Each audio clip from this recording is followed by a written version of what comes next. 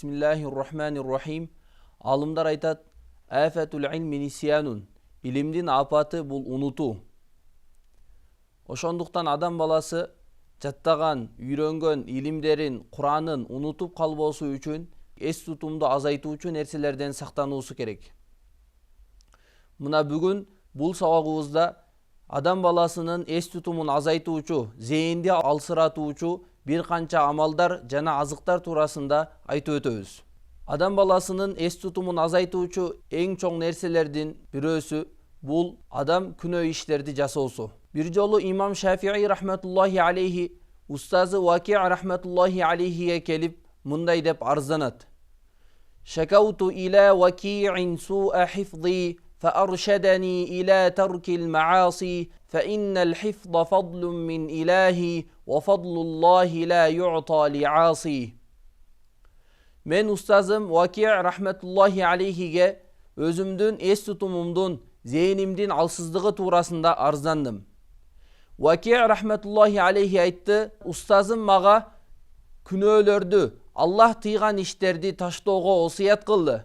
Жана да айтты, чындыгында илим, эс тутум, зейин Allah тараптан берилүүчү артыкчылык, жакшылык. Ал эми Аллахтын артыкчылыгы, жакшылыгы күнөөкөр инсанга берилбейт деди.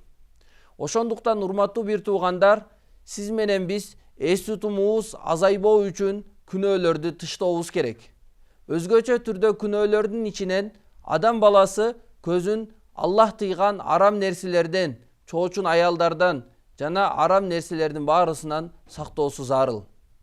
Ошондой эле адам баласынын эс тутумун азайтуучу нерселердин дагы бирөөсү адам ар дайым дүйнө үчүн кыжалат болуп, ошол үчүн кечке ойлонуу менен адамдын пикирлери чачырап, илимди, Курани Каримди жаттоосу кыйын болот. Жана дагы эс тутумду азайтуучу нерселерден сынык тарак менен чачты тароо.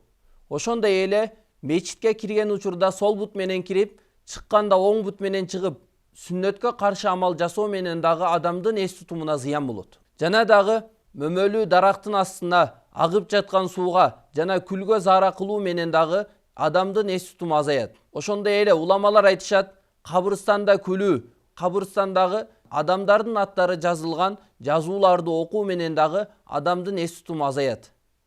Жана дагы кирести кароо менен дагы адамдын эс тутуму азаят. Ошондой эле гусулканада тактап айтканда бания душтарда заара кылуу менен дагы адамдын эс тутуму азаят.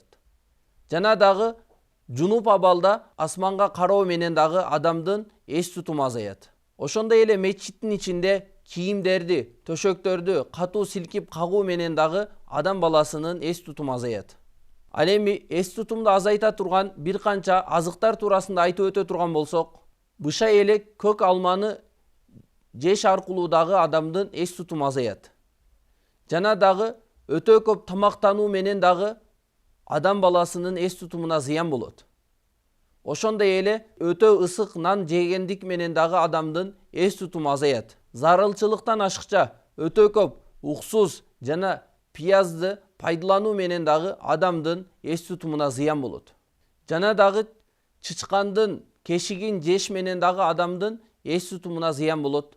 Тамакты казандан бир тарелкага же идишке салып, андан кийин тамактанбастан казандын ичинен дароо тамактаныш менен дагы адамдын эс тутумуна зыян болот. Жана уксузду өтө көп пайдалануу да адамдын акылын азайтат. Жогоруда айтылган пайдалуу маалыматтар I'anetül Huffaz жана Tuhfatut Talaba аттуу китептерден алынды. Аллах Таала бардыгыбызга зээнди эс тутумду азайтуучу нерселерден сактанып, ыйык Курани Каримди бекем жана бышык кылып жаттоого мүмкүнчүлүк берсин.